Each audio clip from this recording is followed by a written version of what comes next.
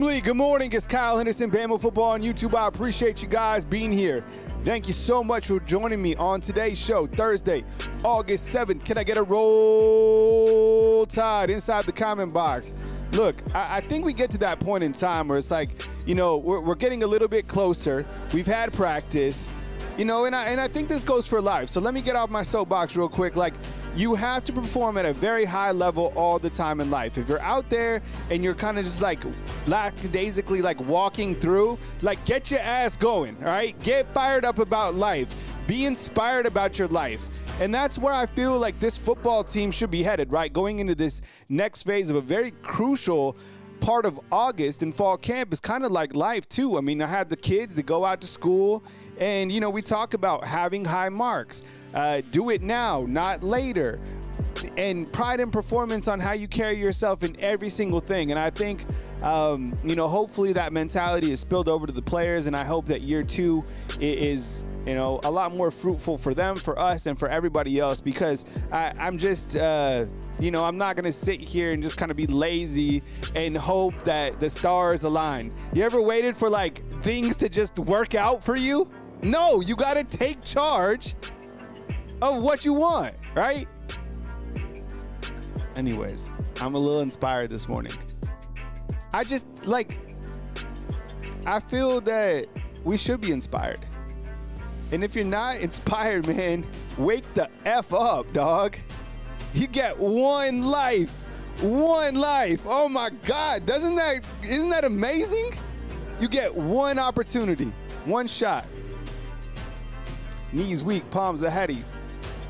He's nervous, but on the surface, he looks calm and ready to drop bombs. But he keeps on forgetting what he wrote down. Just kidding. All right, today's all about the defense. I appreciate you guys being here. We're going to pipe in some Kane Wommack. We're going to go over the defense. I'm so excited to talk about the defense, all right? There's a lot of guys coming back. A lot of guys that I feel are proven, a lot of guys that I feel will cut their teeth. I think the two deep is very, very good, and I think that'll be one of the reasons that Alabama has a very good season is because this, you know, making a run for the ultimate prize, which is a national championship, you have to have twos that are not only quality, but that are elite. So guys who are on the bench will get their time at some point in the season. They have to be ready to go. Plain and simple, right? And you can't have guys that are whining, oh, I'm not playing, nobody likes me. No. You just got to wait your turn and perform when your name is called. So today's all about the defense. Thank you very much for being here. And yeah, feeling good. So let's roll.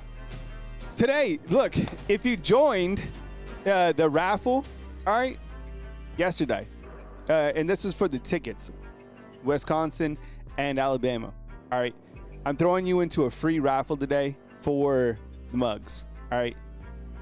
So I usually do this, so if you were in that, I'm going to spin the wheel, and we're going to do the mugs. All right, you guys like these mugs? I like them. You got the new Alabama logo, and you got the old one. And our next raffle is a jersey. So you could do, you know, a Ryan Williams, you could do a Ty Simpson, you could do a Bray Hubbard. So this new raffle starts today. It's $10 to get in for an Alabama football jersey, and I'll work with you guys to get the jersey that you want. So if you do win this next raffle, you just let me know, and I will get that jersey out to you. All right? So $10 to get in to this next raffle that we're rolling with. All right? I'll put the details in the description, and, you know, this will run probably for a few days. All right? But if you like I said, we'll do a free raffle today on the back end. All right, and those were to the people that went in the ticket contest. As always, thank you to our summer sponsor, Sonic, West Memphis, Arkansas, Marion, Arkansas, where I-55 and I-40 hit. Appreciate them. I know there's a special someone inside the comment box that has been, you know, really amazing, really generous. I mean, it's been an amazing summertime, so thank you so much. Yeah. Now today is all about the defense and about Kane Wommack. So kind of before I get going, I start talking about the defense, and I have some graphics that I'll go over before I pipe in Kane Wommack. Number one, what is your, let's see. What is your confidence? That's a good way. What is your confidence in Kane Wommack going into year two? What is your confidence going into year 2 with Kane Wommack as the defensive coordinator of Alabama? And you know how we do it. We do it on a scale of 1 to 10, right? So like 10, you're completely bought in.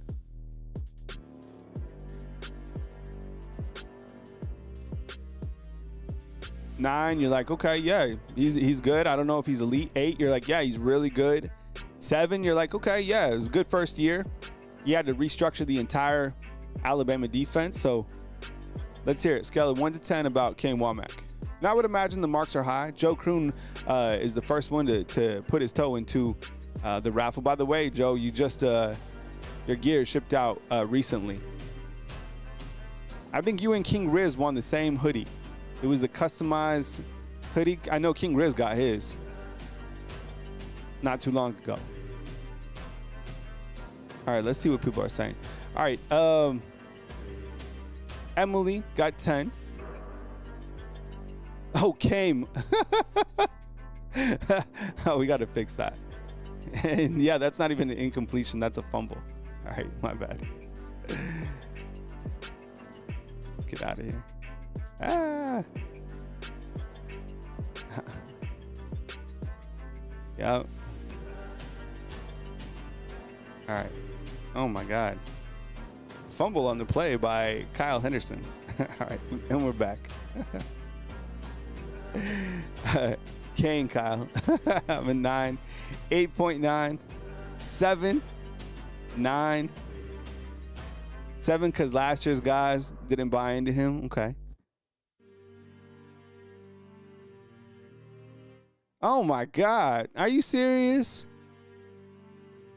Twan, bro. Twan is from Naples. So Twan's been here a long time. Let's stop the music. Twan has been here for a long time. And he says, good morning, Max. I've been fighting lung cancer and I have 1 treatment of chemo last and it felt like hell. All right. Well, Twan, our prayers are out to you. I know there's a lot. You know what? There's an emoji, fam, in there of and we're still praying for Jenny all the time. She's battling stage 4 breast cancer. So there's a lot of different people going through a lot of different things. So Twan, our thoughts and our prayers are out for you. You're here all the time, man. And just keep battling. We'll keep praying for you. And that's kind of why I opened up like kind of the beginning of the show is like, you know, life throws you a bunch of different curveballs and you have to be ready for all sorts of different things in life. And it just keeps going. So you could stay down, you could keep fighting, you can get, you can get a support group and get prayers. So we're praying for you, Twan. We love you, bro. And keep your head up, man. Let us know what you need. And Twan is 100%, 1,000,000% good people. We got you, Twan. All right. Hate to hear that. Keep battling, though. Keep battling. All right. All right. So good numbers, as I would imagine, about Kane Wommack. I think I'm probably like maybe like a 7. You know, I feel like towards the end of the season, I was more confident. Now, look, I have some data points to kind of go over. This is the good, and then I'll show you the bad. So the good is the fact that they had a pretty good, I guess, elite scoring defense, allowing just 18.3 points per game, which ranked number 9 nationally. And I think you're like, elite. Well, 18 points, you know what I'm saying? That's 3 scores. Well, yeah, in this day of college football, because the old was like holding teams under 10, you can hold teams under 18 now. Yo, that was number 9 nationally. That says all you need to know, okay? The pass defense held opponents to 6.0 yards per pass, which was 7th in the country. Very good. 185 yards passing per game, which is number 19 in the country, right? Those are very notable. All these are notable. Solid on third down. Remember, there was a time where Alabama on third down, like you couldn't get a first down against them. And they ended up being ranked 15th nationally, which I love third down defense. If you have good third down defense, I love you. Period. I love you. Get off the field on third down. Strong in the red zone, right? Limited opponents to 78%. Scoring in the red zone, which was number 28 overall. Not the best, but pretty good. All right. But the bad, there were some things that definitely need to tighten up, just like every single team. But this is These are facts.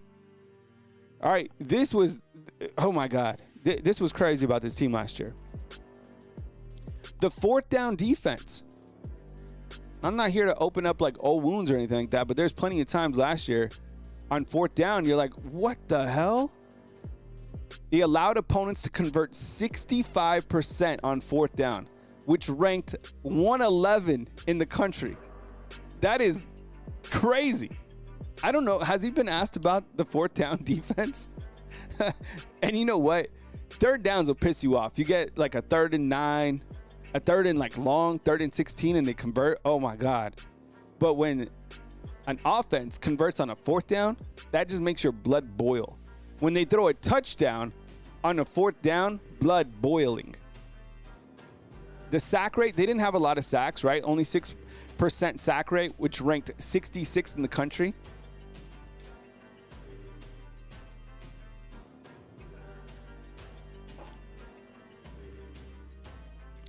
And this bottom one down here, right? Opponent run play percentage. Teams ran the ball 53% of the time. Number 87, right? That shows that teams felt confident in running the ball against Alabama. They did. And I think a lot of that, you look to kind of that Oklahoma game. You know what? It was never really the pass defense that I felt a little shaky about. It was just teams could run on Alabama. That bottom one is really concerning because if teams, you know, if that's what they're going to do again this year, you got to be able to stop the run. Last year, it was unacceptable for Oklahoma to have a quarterback and a running back run for over 100 yards in a game. When is the last time? Wait, do we have a statistician on board? This would be a good one. Before that, before Oklahoma, Jackson Arnold and the running back ran for a combined 240 yards. When was the last time that Alabama had a quarterback and a running back, I'm serious, run for over 100 yards in a game? Did that ever happen under Coach Saban? I'm dead serious. If there's a statistician out there that could run some numbers. So the last time a quarterback and a running back ran for 100 yards in the same game against Alabama before Oklahoma. I don't even know how you find that. You'd have to just, you know, have watched games and be like, oh, whatever. Let's see what I think Lee has to say something. What's up, Lee? Kyle, I remember the offense used to score so fast that the defense never had time to catch their breath. They literally had to tell the offense to stretch out plays. Yeah, I mean, that was under Loxley, right? It was crazy. I remember when they were scoring so fast, it was like under a minute 10 play scoring drive. So I think, look, we're optimistic for a lot of different reasons, and it all starts right here. This is one of my favorite graphics to go to because I think it does show you all the guys that are coming back, right? Chance, what's up, man? I see you inside the comment box. The star indicates, returning starter from last year. I got the Swords up here. That means there's a battle for the Husky spot.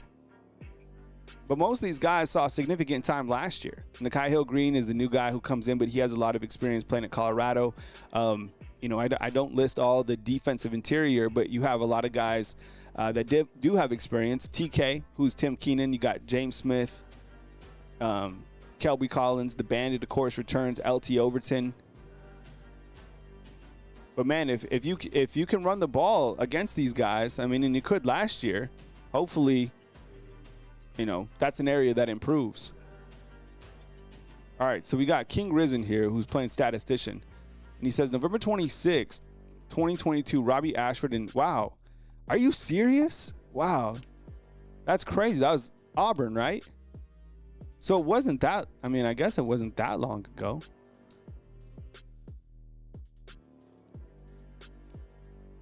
And then also Case chimes in. Oh, so Lance says this. Grok, you going to Grok, love it. Grok says 2017 Sugar Bowl Clemson quarterback Kelly Bryant and Travis Stenberger ran for 100 yards. Oh, interesting. 2013. So I guess it's happened a couple times.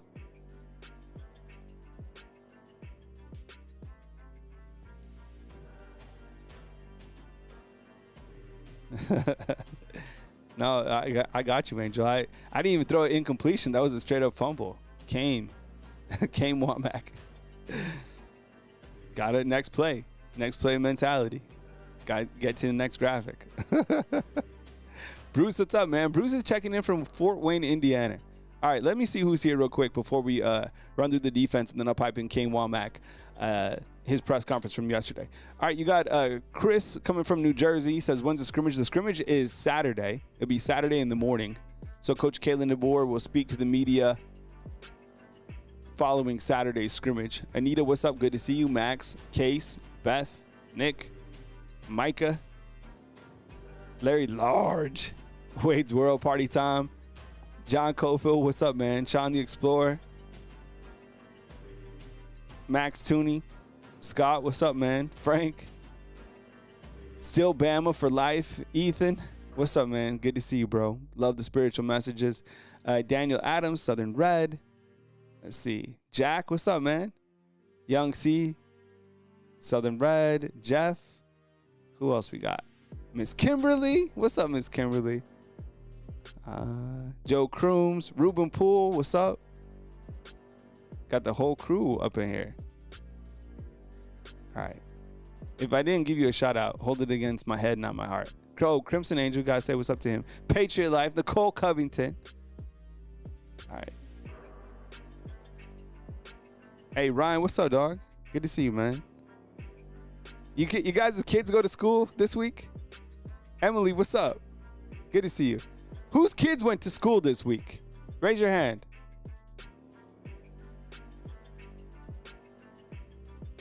My kids went this morning.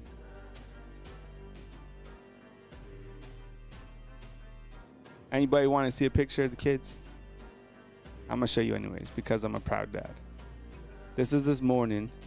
Caden and Lacey. Oh, man. It's crazy how fast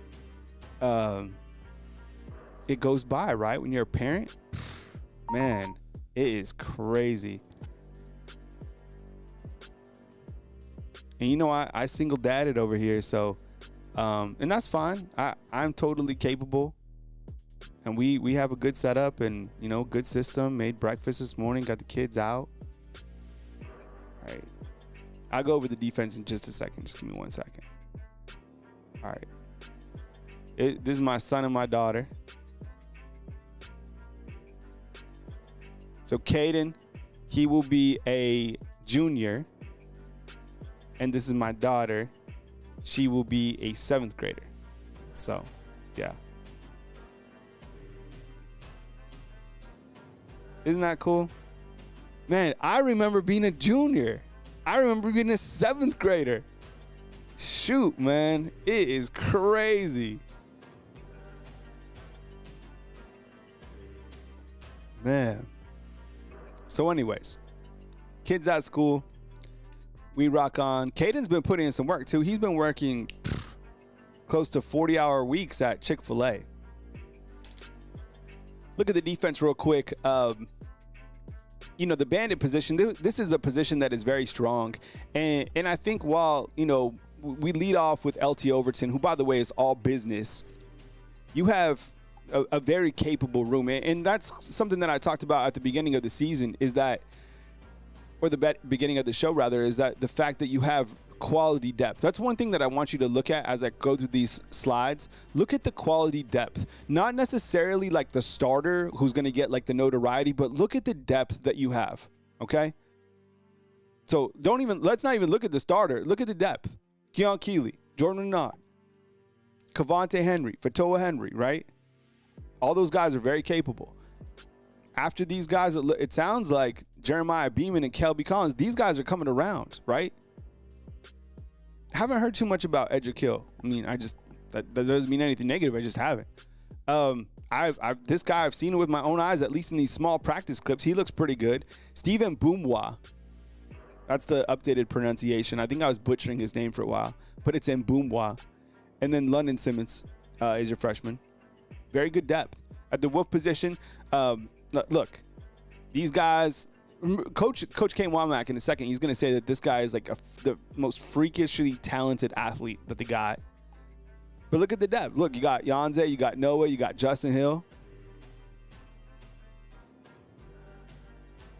The 2 deep, the 3 deep on this team is good. And if, I know it doesn't really like, it's not the same thing. But if you play this video game and you go into year 2, your defense is just as good as this year. Inside backers, right? Look at the depth. You have really 3 starters to choose from until, Deontay Lawson gets 100% healthy, which will probably be sooner than later. This guy's actually looked really good, Quentin Reese. I think I'm missing 3. I'm missing our freshman linebackers, but Daryl Duke Johnson, Luke Metz, and Abdul Sanders are also in that room. The corners, again, look at the depth. And I know Cam Calhoun also rotating in at Husky right now, but Dejon Lee, Red Morgan, Chuck McDonald. Safeties, Keon Sabb, Bray Hubbard, Zay Mincy, Cam Howard. So that point is the 2 deep, very dangerous on this team. All right.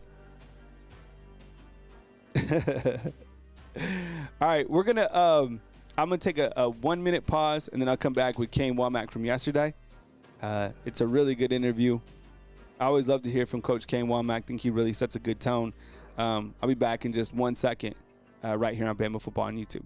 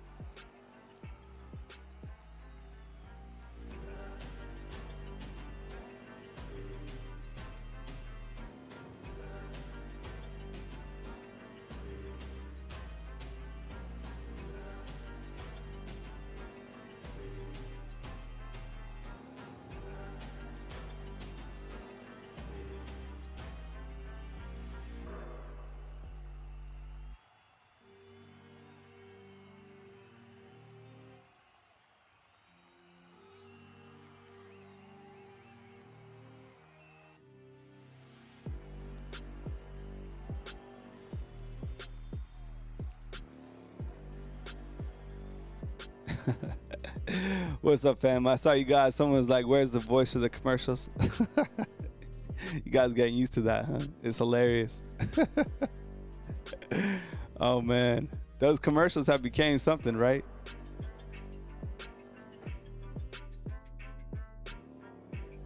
All right.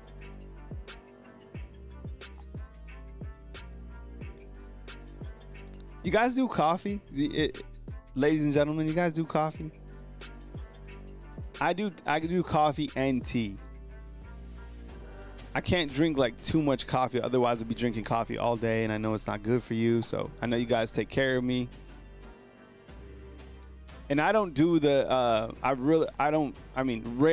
rarely do I drink energy drinks anymore. Christopher, what's up, dog? You want to be a sponsor? That's what's up, dog. That's that real talk right there. Hit me up, nmpreps@gmail.com.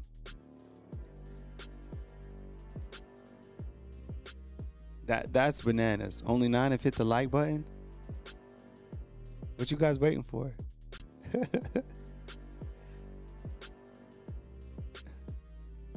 Man. All right. Marcus, what's up, dog?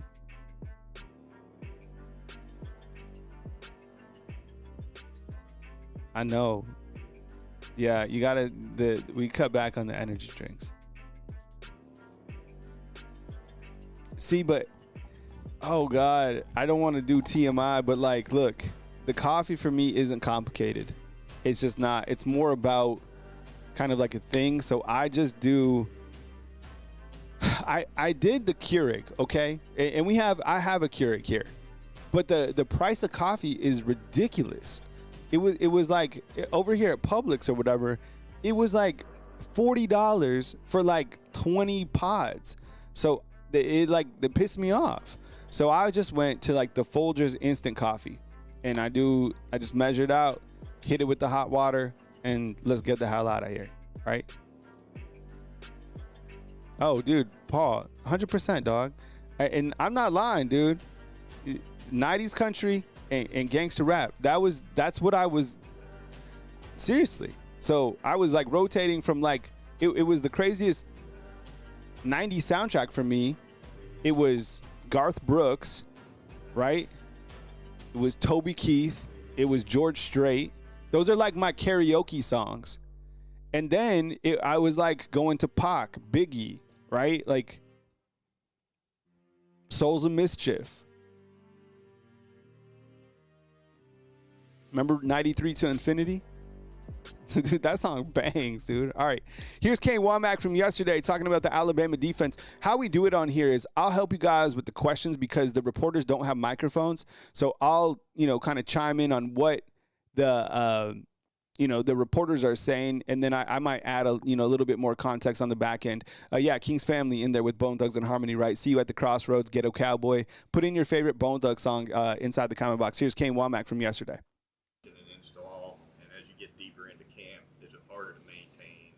Yeah, it's a maintaining install. Great question. When you're a team in year two, offensively, defensively, there's certain liberties that you get to enjoy right in the first 5-6 days of fall camp because you can carry a larger catalog of defense and offense than we would have, in spring ball. In fall camp a year ago, because our guys understand it, right? They know it. We've been doing it over and over and over again. And really for these freshmen that are coming in as mid-year enrollees, that's one of the things for me to be able to do with them when our other coaches go on the road recruiting. Grubb and I are sitting here, spending time with them, meeting with them, installing before we ever get to, spring workouts and then spring football. And then, the summertime we go through the installation. And so by the time you get to fall camp, you can do a little bit more. But always, right, it always comes back to the fundamental elements, right? And it's hard to move on schematically if you're not where you need to be fundamentally. And I think that we've certainly taken a jump in that direction in year two. What are some things you can do now in the offseason and fall camp to increase the sack numbers this season? Yeah. Increase the sack numbers going into 2025. As we mentioned, that was an area that we wanted to see improve. They did get some pressure, but they didn't actually get the quarter. Look, I want pressure, but you want some quarterback sacks. But, that was an area that I felt has to elevate this coming season. So, that was one thing that, if you point to some of the areas that we had to improve upon from last year, being able to create negative plays in the backfield, being able to affect the quarterback, certainly from a standpoint of creating more sacks defensively. It was something that we needed to look at. So fundamentally, we tweaked some things and schematically, just created some more variance in some of the things that we're doing in passing downs. I think we're in a good spot right now. I think, that's an ever-flowing, what does this team do this week? How elusive is their quarterback? How do we want to contain him and also, force pressure and those things? And so, week to week, those things are going to change. But if you build a catalog of defense in the offseason, those are things you can kind of go to week to create variance in what you're doing. That was kind of a roundabout, answer from that question. Let me ask you real quick. Who do you think leads Alabama in sacks this season? Do you think it's LT Overton? Do you think it's Quay Rusa? Sound off right now. Who do you think leads the team in sacks this season? I don't think it'll be an inside backer. It's probably going to come from that edge or, the bandit position. I would imagine if I had to guess, it's going to be LT Overton. But how many actual sacks does he get? Does he get? Let me ask you this as well. Does he have over 10 sacks? More or less, does LT Overton have more or less than 10 sacks? I don't know. Yeah, I mean, JJ, that's it's between those two. Those are our guys. They have over 10. I don't know.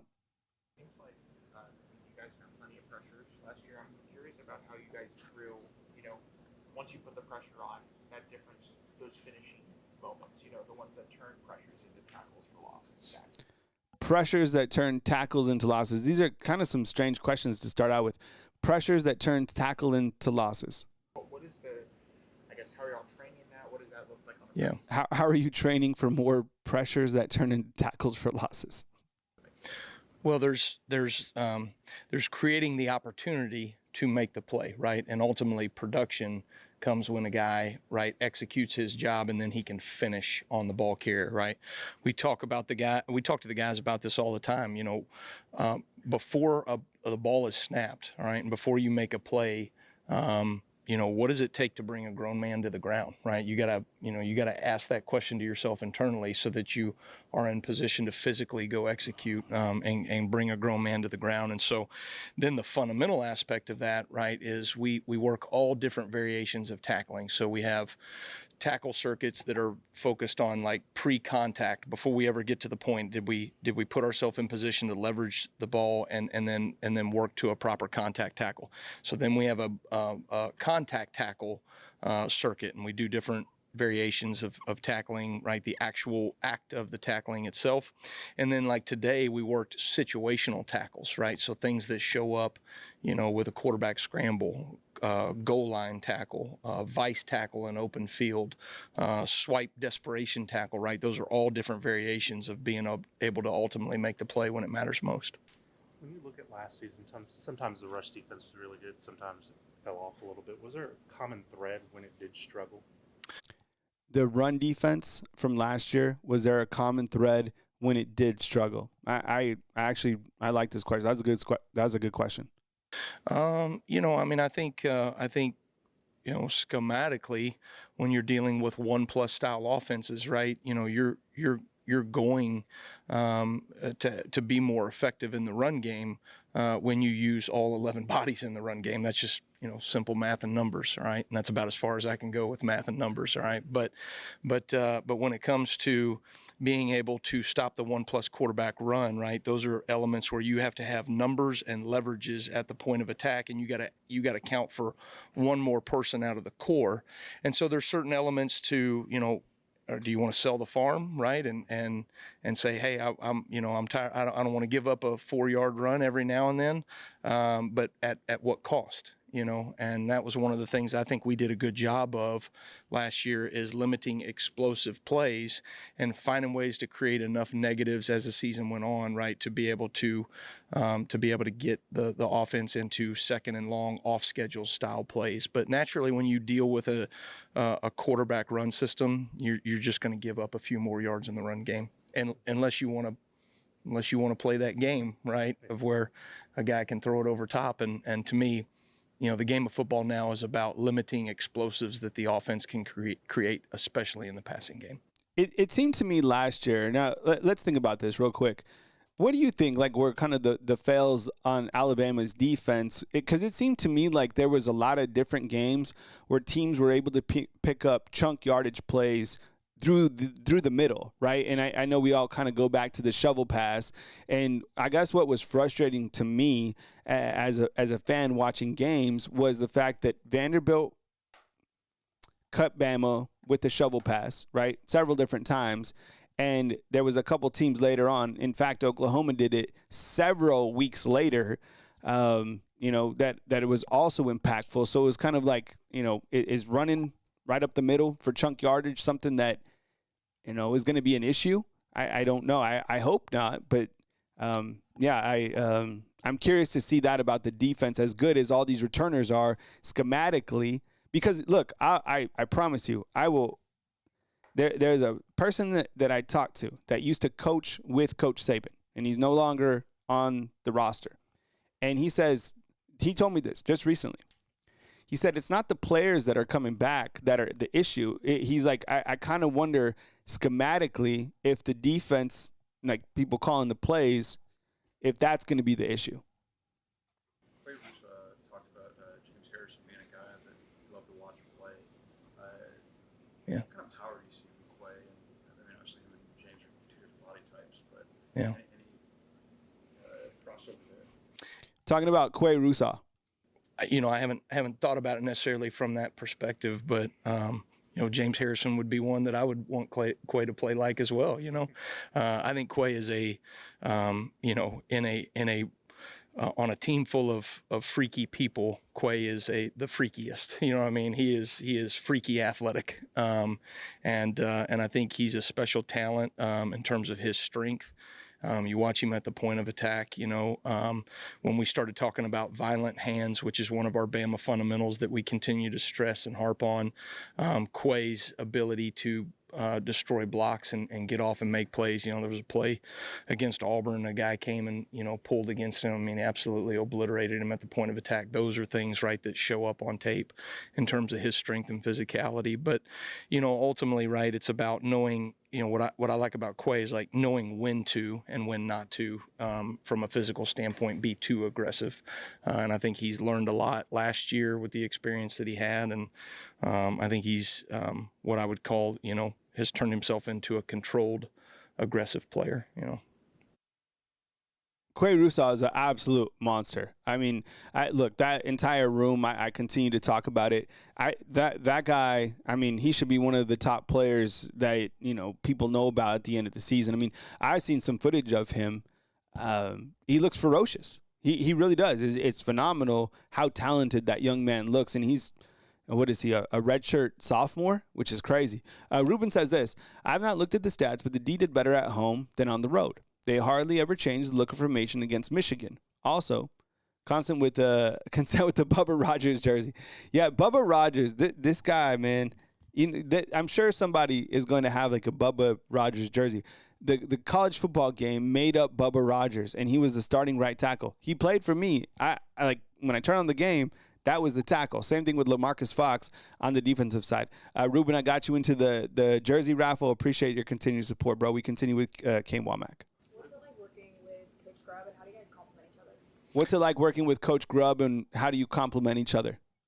Well, we're both really competitive people, and so in that way, we don't compliment each other at all. But it's fun. It's fun competing against him every day. The experiences that he has had and that I've had, and we've never got to work together, but it's really enjoyable talking ball in the off season. I think when you see the game from a holistic view, which I think both of us kind of see the game, we have an appreciation for the other side of the ball and what's good scheme and what are good fundamentals, what are the things so we kind of bounce those ideas off of each other, which is really great. I think we're both aggressive in nature. We have kind of an attacking style mentality. We're going to be aggressive offensively. We're going to be aggressive defensively.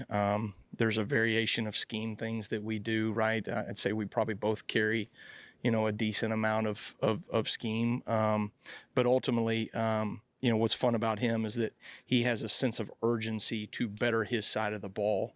And hopefully if I get up in the morning the right way and take the steps right to do the same thing defensively, right, we are the pushers, right? The coordinators are the ones that are holding everybody accountable to the standard, right, from a detail standpoint of accomplishing the vision that we have in our heads, right? So he's fun to work with. Really enjoy it. You got to think that with Ryan Grubb being here, he's going to elevate even Kane Wommack. Can you imagine those battles, even for this coming Saturday's scrimmage, right? I mean, I think somebody, once Ryan Grubb got here, he elevates, the quarterbacks because he's a quarterback guy. He elevates the offensive line because he coached the offensive line before. The familiarity of being back with Coach Kalen DeBoer, that elevates. He's going against Kane Wommack. Can you imagine going against Ryan Grubb all of a sudden as Kane Wommack? Because look, like Ryan Grubb is one of the top offensive minds now in college football. So that's going to elevate Kane Wommack and challenge him all the time. I saw someone asked about the raffle today. The raffle our new raffle is $10 to get in.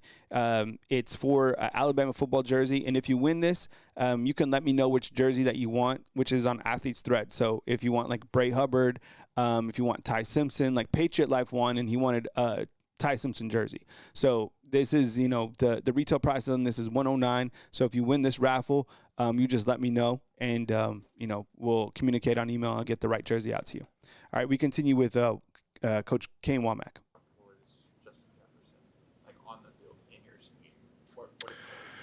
Justin Jefferson within the scheme. Well, JJ is a very instinctive football player, and I think schematically we're built for instinctive players to be able to cut it loose and go play, right? So there's certainly an element of discipline that any great defense has to play with, but there's certain creative freedoms and instinctive freedoms that we try to tap into schematically on defense, and I think JJ, this is a really good fit for him. How's Noah Carter coming along? I'm sorry? Noah Carter coming along? Yeah. Noah Carter. How's Noah Carter coming along this season? But before we get to that, look, Justin Jefferson, man. Can we get a thumbs up on Justin Jefferson? Look, the guy played. He was a lot. I thought he was going to be good, but he was way better than I thought he was going to be last year. And having him and Nikhai Hill-Green, and thanks to, I guess, Diego Pavia for, winning that role, because now Justin Jefferson is able to come back this season. So now you got Deontay Lawson, who's limited but will be 100%. You got Nikhai Hill-Green out of the transfer portal, who has a lot of experience. And you got Justin Jefferson, who played at a very high level. So, yeah, I mean, Justin Jefferson, I think he's kind of low-key a fan favorite. He's really good. Coming up next, we got Noah Carter. And Noah Carter plays out what position? He's entering his second year. He came here. He was, and if you think about this, I always kind of go back to his highlight tape because he played each side of the ball. And you talk about the type of athletes that Coach Kalen DeBoer, Courtney Morgan want within the program. He fits that bill. So the first two guys that Kalen DeBoer brought in, really first three, was Parker Brailsford, Ryan Williams, and Noah Carter. Here's Coach Kane Wommack highlighting number 24, Noah Carter. Noah's doing a really good job. I think it's so fun, watching guys grow in their discipline. And usually sometimes it's 2 steps forward, 1 step back. And then ultimately it just starts to click. Yanze Pierre is a great example of that. This is Yanze's 3rd year. So this is Yanze's 3rd year for us. And you're starting to see, him just take those steps in the right direction. This is Noah Carter's 2nd year, and you see him taking steps in the right direction. But eventually there'll come a point where, if he'll keep pushing, you just see a massive step that a guy takes, and then all of a sudden he's a different person from a maturity standpoint, from a discipline standpoint, from accountability. And so it's fun to be able to kind of watch those guys move in that trajectory. Yeah, that entire second year room of the guys that are now entering the second room, that's really the foundational pieces of Coach Kalen DeBoer, Courtney Morgan, the guys that they brought in their second year. And you kind of look at the guys that were freshmen last year that are now sophomores. I mean, they're growing up, and it's only a matter of time until we see, some of the guys that didn't cut their teeth last year start being contributors, later on in the season. But that first class that they brought in, the guys, I mean, just absolutely fantastic, compounded with the guys who just got here. You look at the class of 2026 and where they're at, they are recruiting and bringing guys in at an elite level. So these guys stay here. They, fit in with the process. Things aren't changing at Alabama. Here's Kane Wommack. Moving to an interior standpoint, you can talk about what you've seen from the interior of the Alabama defensive line from guys like Jeremiah Beaman. What have you seen with the interior line, guys like Tim Keenan, Jeremiah Beaman, those type of guys, the interior defensive line? And then other guys like Tim Keenan and that group, Yeah. stuff like that. Yeah, obviously having TK back for another year is huge. Not just physically and who he is as a football player, but the accountability that he has in that room for a bunch of other younger players. I think he does a great job of holding that room accountable, of pushing the standard in that room. Beeman's a great example of a guy that grew up fast. Where he was a year ago as a true freshman at the beginning of the season to the role that he played for us in the bowl game and played it well. To where he was in the springtime to now. I mean, this dude has made great strides. He feels like a veteran player out there, even though he hasn't had some of the reps across the last season that maybe even Zabian Brown or another true freshman had. And so really proud of those guys. I think, Freddie and Jamie Mosley, those guys are doing a great job of really pushing that group from a physicality standpoint. These are the dog days of fall camp where you got to kind of push them through. The big guys, they got to be pushed. Right now they don't naturally want to run around the field for 60 snaps or whatever it may be, including individuals. So like the direction of that group, but certainly their maturity and development is going to be a huge indicator to our success. Charlie, got one last question. You bring back Keon and Bray at safety. What have you seen from the guys behind them? Yeah, The guys behind Bray and Keon Sabb at the safety position behind him.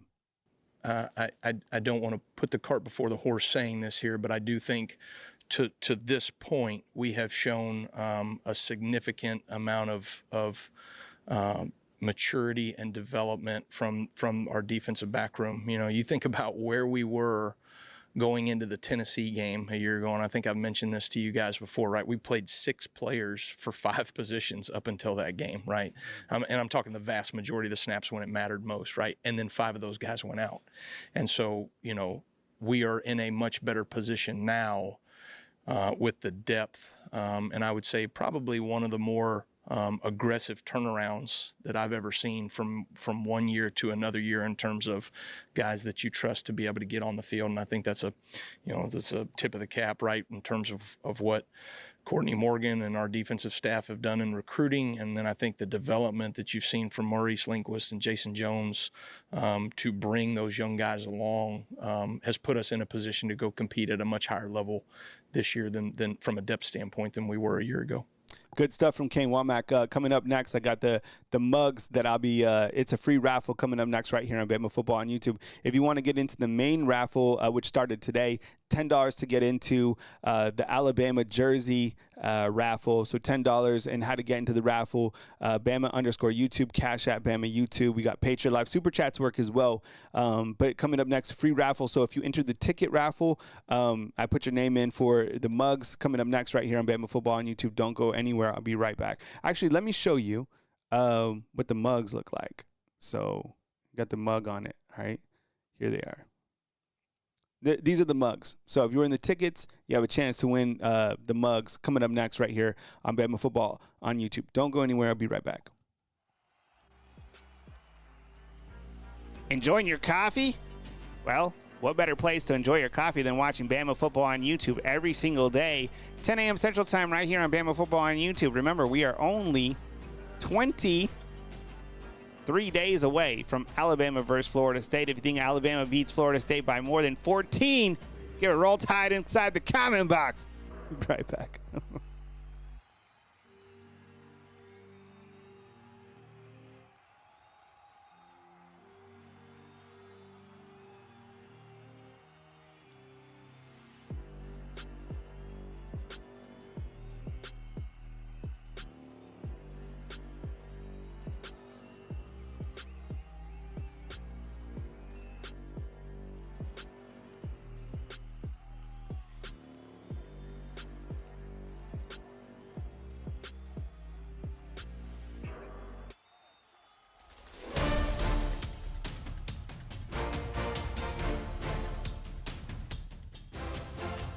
Who does that voice sound like? People saying there's Kermit out there. Does it really sound like Kermit the Frog?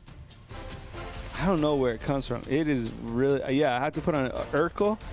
Man, remember Family Matters? Damn, I was down with Family Matters. All right.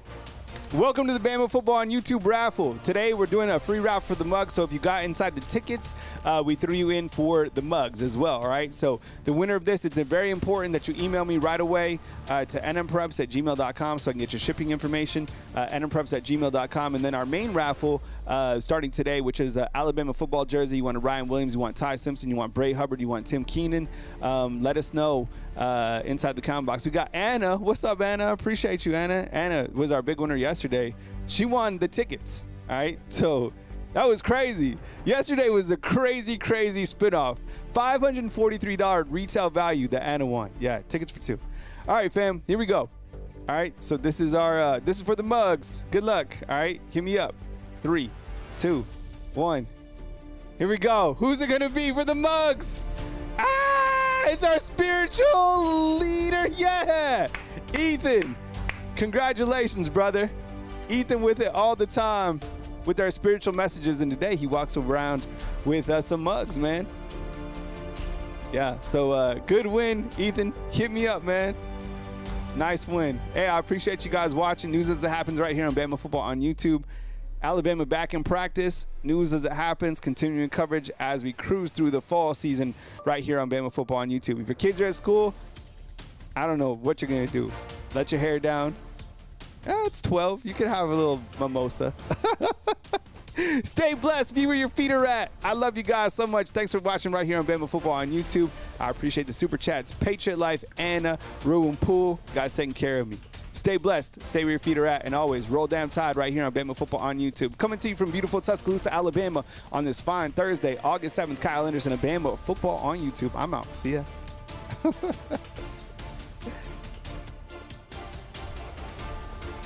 Bama Football on YouTube.